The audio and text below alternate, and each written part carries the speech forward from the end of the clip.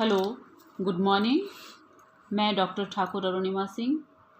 आज कोर्स 4 जो कि लैंग्वेज अक्रॉस द करिकुलम कहलाता है कि unit 3 that is aspects of language teaching के वीडियो के साथ उपस्थित हूँ। A warm welcome to all of you in my tutorial class.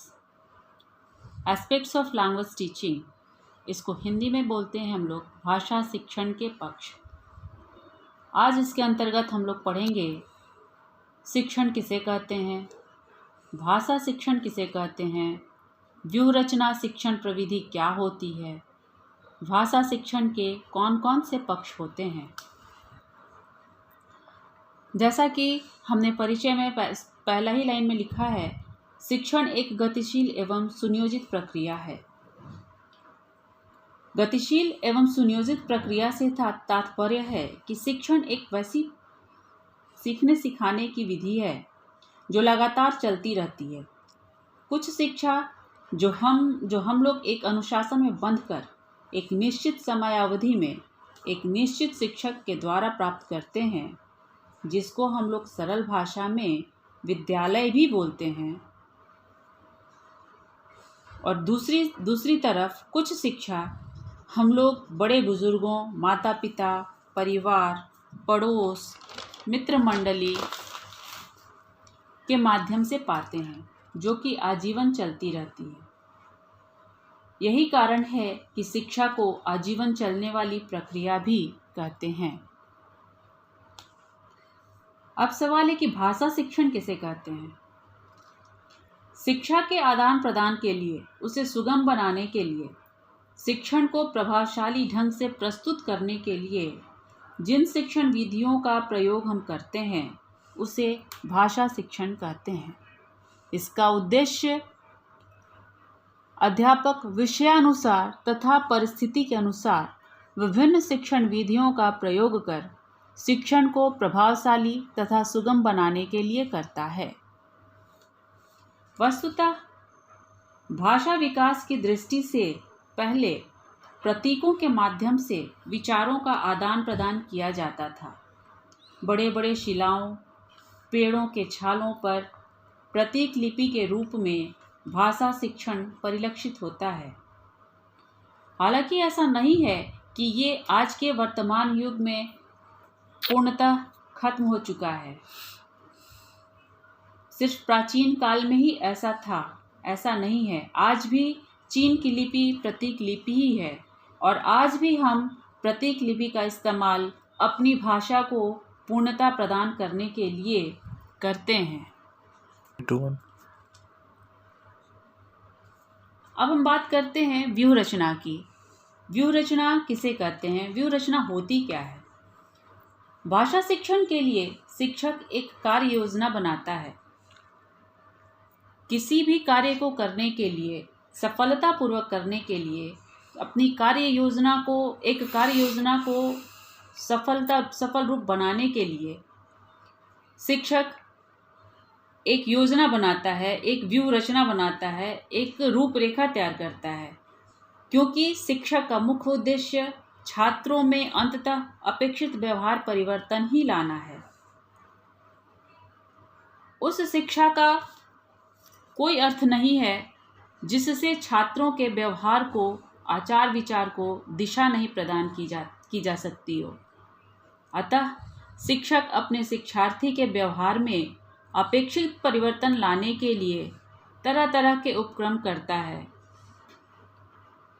पूर्व नियोजित कार्य योजना का निर्माण करता है। इस कार्य योजना को ही शिक्षण की व्यूह रचना या यूँ कहें कि शिक्षण प्रविधि कहते हैं। अतः शिक्षण एक जटिल एवं व्यापक प्रक्रिया है। शिक्षक अपने कार्य को केवल अध्यापन विधि तथा श्रव्य दृश्य सामग्री की सहायता से ही पूरा नहीं करता है, बल्कि शिक्षण को प्रभावशाली बनाने के लिए वह समय समय पर विभिन्न प्रविधियों का इस्तेमाल करता है और अपनी पाठ्यवस्तु को सरल ढंग से छात्रों तक पहुंचाता है। कहने का तात्पर्य है कि शिक्षक अपनी व्यूह रचना या शिक्षण प्रविधि को प्रभावशाली बनाने के लिए सुगम बनाने के लिए और सारगर्भित बनाने के लिए कई तरह के उपाय करता है। उसकी कोशिश यही रहती है कि जो वो पढ़ा रहा है, चाहे वो जिस भी माध्यम से पढ़ा रहा हो, छात्र उसे सीख सकें और अपना सकें। इसके लिए वह श्रव्य दृश्य सामग्रियों का इस्तेमाल तो करता ही है। श्रव्य दृश्य सामग्री से तात्पर्य है, श्रव्य हो गया सुनना और दृश्य हो गया देखना।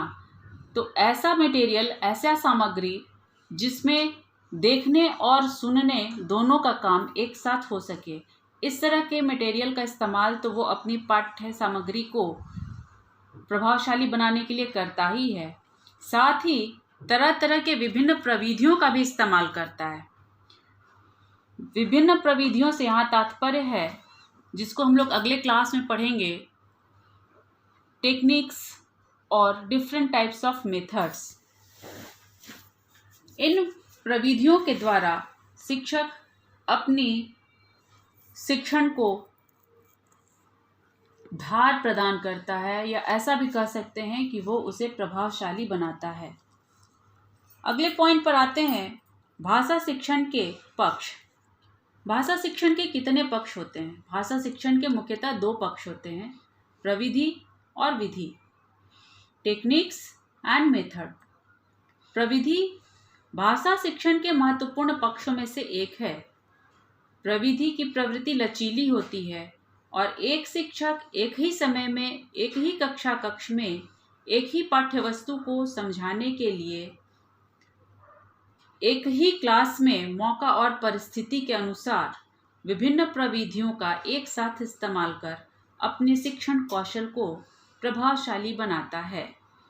जब एक टीचर देखता है कि जो उसने पढ़ाया, जो उसने समझाया, उसे उसके स्टूडेंट उस लेवल पर जाकर नहीं समझ पाए हैं, तो वह उसी समय, उसी कक्ष में, उसी लेक्चर के दौरान वो अपनी प्रविधि में चेंज लाता है, परिवर्तन लाता है, पढ़ाने के कौशल में परिवर्तन लाता है और बच्चों को उस लेवल पर जाकर चीज़ को समझाता है, जिससे बच्चे पाठ्यवस्तु को समझ सकें और उनको समझने में रुचि हो और वो समझकर उसे अपनाने की कोशिश करें। इसमें एक शिक्षक के कौशल का भी पता चलता है कि वो कितनी कुशलता से प्रविधि को, किन किन प्रविधियों को एक टॉपिक को समझाने में इस्तेमाल करता है।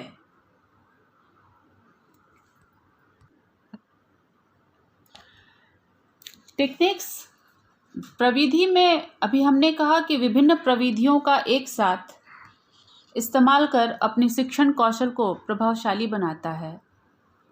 विभिन्न प्रविधियों से तात्पर्य